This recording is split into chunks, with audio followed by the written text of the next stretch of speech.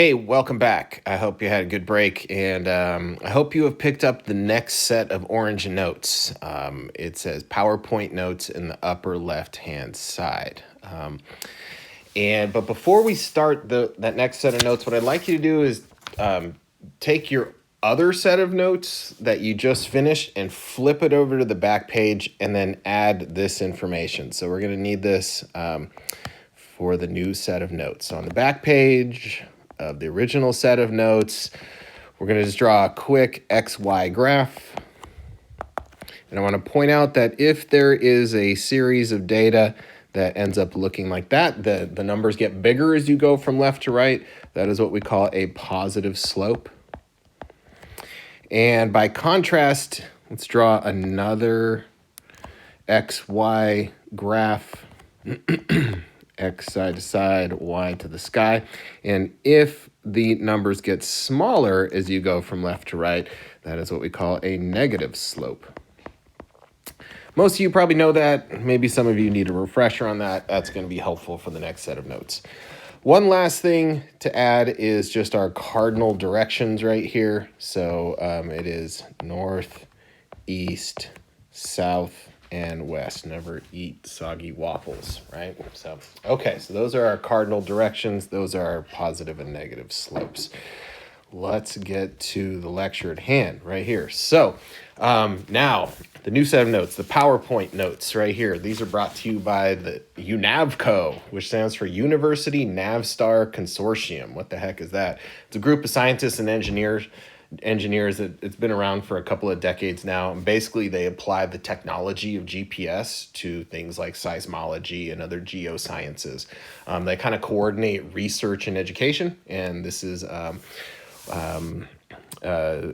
series of lecture slides about how GPS systems work. So, in general, you need 3 satellite signals to locate any receiver in 3-dimensional space. And as you see in the picture right there, the receivers are these like landlocked stationary devices right there. There is a 4th satellite that is used for accuracy. And as I mentioned previously, the precision of this system is pretty phenomenal, to within a centimeter. And that, when you take into account like how far these radio signals have to travel, that's pretty amazing. So let's see here. So inside the dome of the receiver is the GPS antenna. And again, the receiver is mounted to the ground. So if the ground moves, the station moves.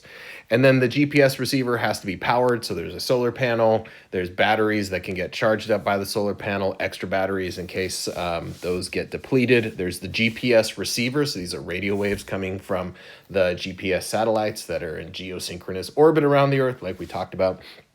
There's communication equipment so that the GPS station can send out information that can be received by scientists around the world, and then also data storage and memory in case those signals aren't available to be sent out. So these GPS station positions change as the plates move.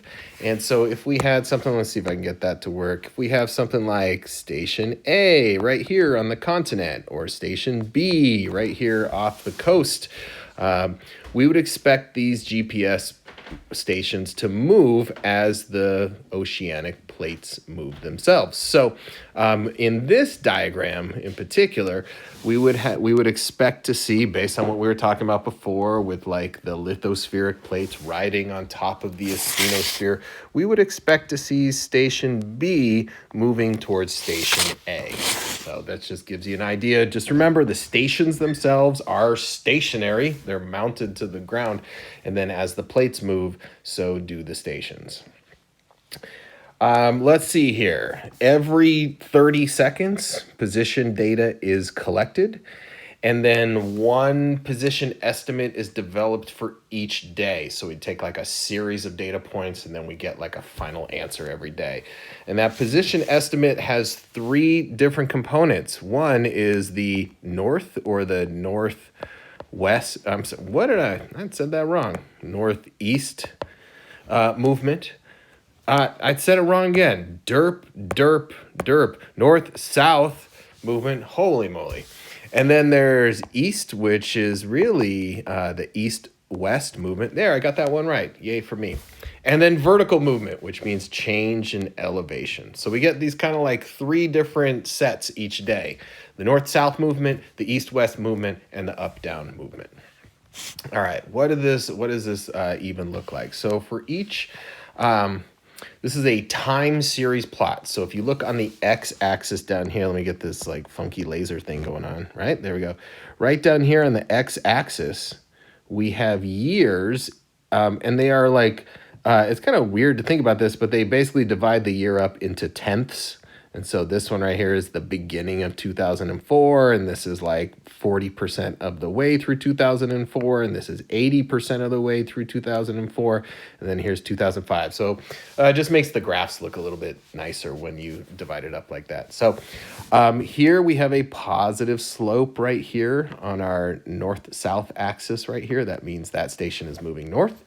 Here we have a negative slope right here on the east-west graph, and so that means over this amount of time that it's actually moving west, and we'll talk about like how we know what direction it's moving in.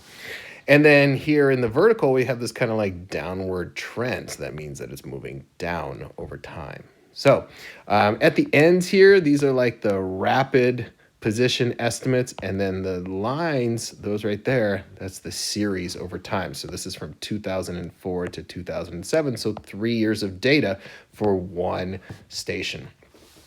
There's the tenths of a year thing. If you flip to the back of the brand new orange set of notes, you have this scale right there, as well as a handy dandy reference key to kind of like guide your thinking as to what direction the GPS stations are moving, which is really important for us to figure out how these lithospheric plates are moving.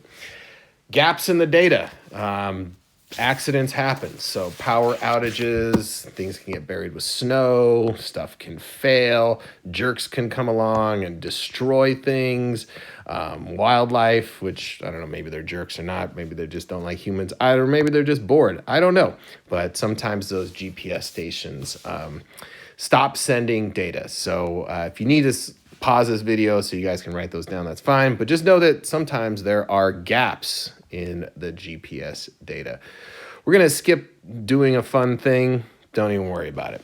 Okay, let's take a look at a fake GPS station. We're going to call it Monument A, and we're going to look at 5 years worth of GPS data, like what direction is it moving. Kind of a simple version at first. So here we have the north-south axis versus time, and here is your data. So I know a lot of you don't like math, and like we can talk about that, but hopefully you can knock out this series of like really, really challenging data points. We got the first 2 done, 0, 0, and then 2001, 1. But let's, here, there should be another one right here, and then 2003 is 3, and if you are following along, you should end up with something like that. So pause the video if you haven't done that yet. But this is a positive slope over time, which means that that station is moving north. Yay. Okay, now, we know it's moving north as opposed to south. What is it doing in terms of east-west movement? So here is another set of data for the same station, Monument A, right there. And again, plot the points. We got 2000 and 0. And then if you want to pause the video to like try to plot these points, that's totally fine. I'm just going to keep moving forward because maybe you're pausing it, maybe you're not, maybe you're already done. I don't know. But if you do this correctly, you should end up with something like that. And so this is a positive slope on the east-west graph. And so that means that this station is moving east. So we'll talk about what happens with a negative slope here shortly. Plot thickens a little bit there. And then here's the third and final one. Monument A, this GPS station A, is this is the elevation change or the height. And so, man, try to plot these points. That's pretty tough right there. I don't know. Can you do it? I don't know. Hopefully you can. And if you did it right, you should end up looking like that. So that just means, like, it's okay. We have a 0 slope, and that just means that the station is not changing its height over time. Over those 5 years, the elevation stayed the same. So positive slopes which means that the numbers are getting larger. If you're looking at the north-south time series and you see a positive slope, that means the station is moving north. On an east-west time series, if you see a positive slope, that means the station is moving east. And then on the height series, if you see a positive slope, that means the station is moving up. It's gaining in elevation. Hopefully that makes sense.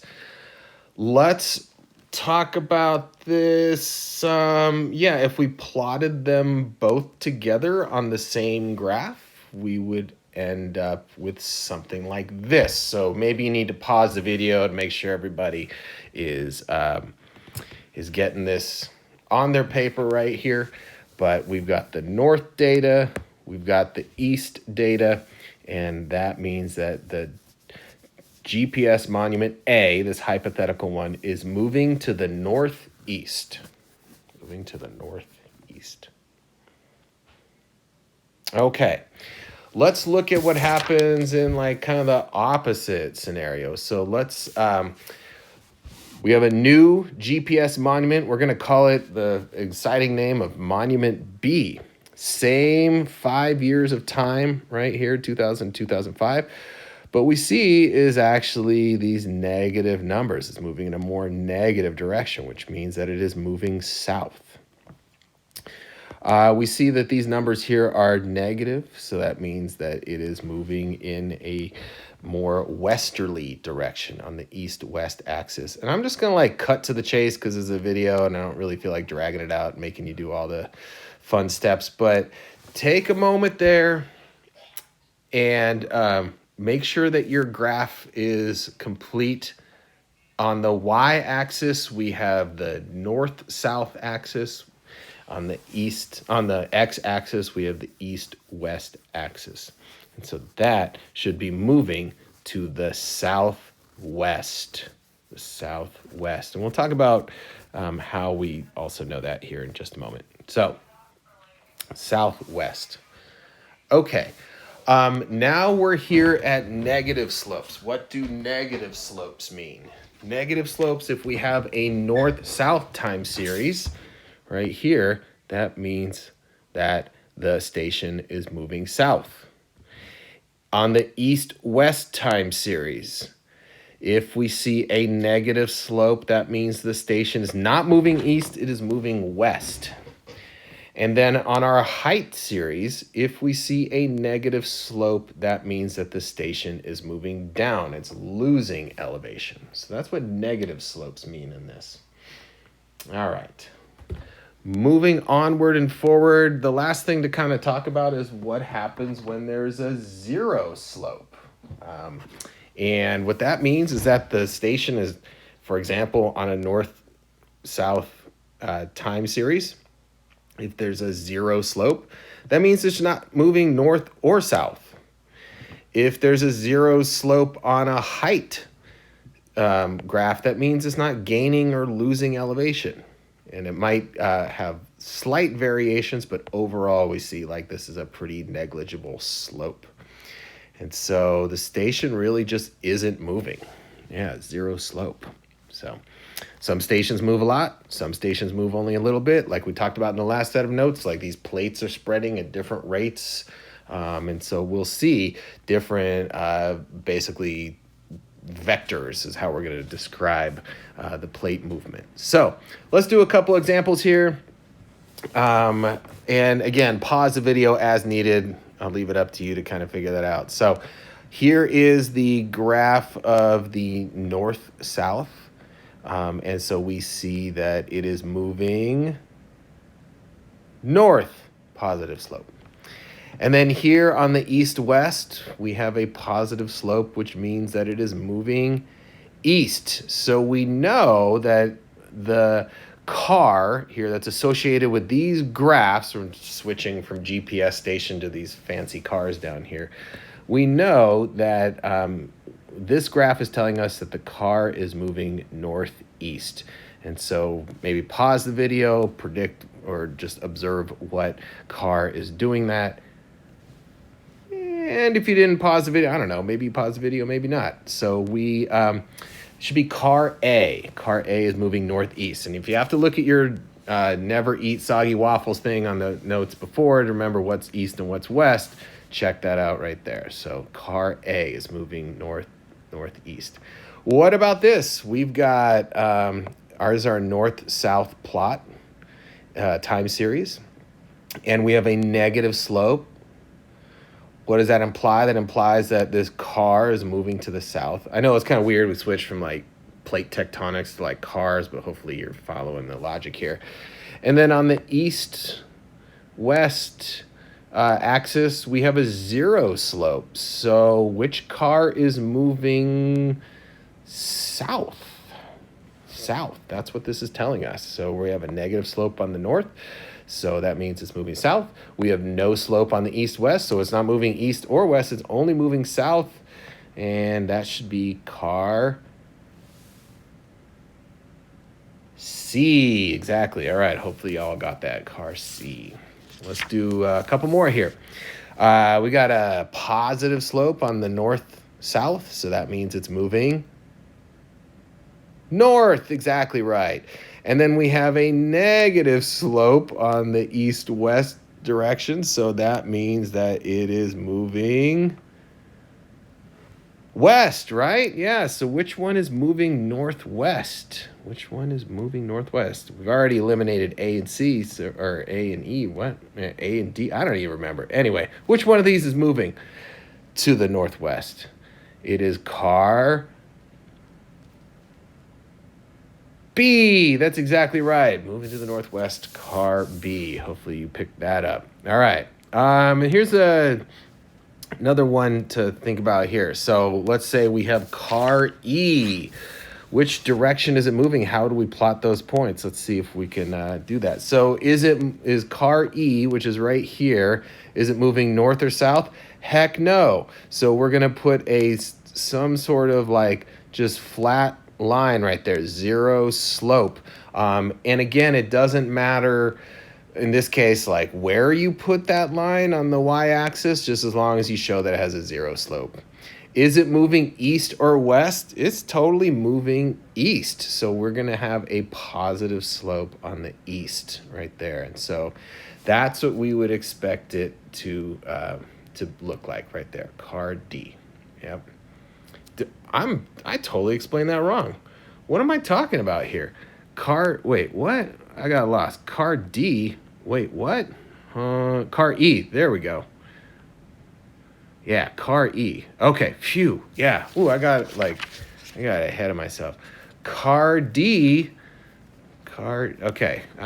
Dude, I wrote the wrong thing in the wrong place. Sorry about that. I really don't feel like doing this one over again. So hopefully, I'm sorry, I wrote it on the wrong thing there. This is car E right here. So car E, number 4, the lower right-hand side. I'm definitely not doing this video over again because we're almost at the end of the notes. So let's just make sure that we pick up the mistakes and move forward. Okay, now we're moving to the back page. Car D. Car D. Okay. And then here, you know what? I'll just give you the answer right there. Car D. Okay. Man, we're just losing it all. Okay. Car D is moving to the south. So we're going to expect to see a negative slope on the north-south. And then car D right here, that's right there. Car D is also moving to the west. I'm sorry. Oh my God. To the east. To the east. So we're going to see a positive slope on the east. So which way are we moving? We're moving south, east. Wow. I hope I didn't just confuse the living daylights out of all of you. Here is like kind of the long and short of it. Like if you can wrap your heads around like positive and negative slopes, you got your north and your east graphs to look at. If you have a positive slope on the north, it's going north. If you have a negative slope on the north, it's going south.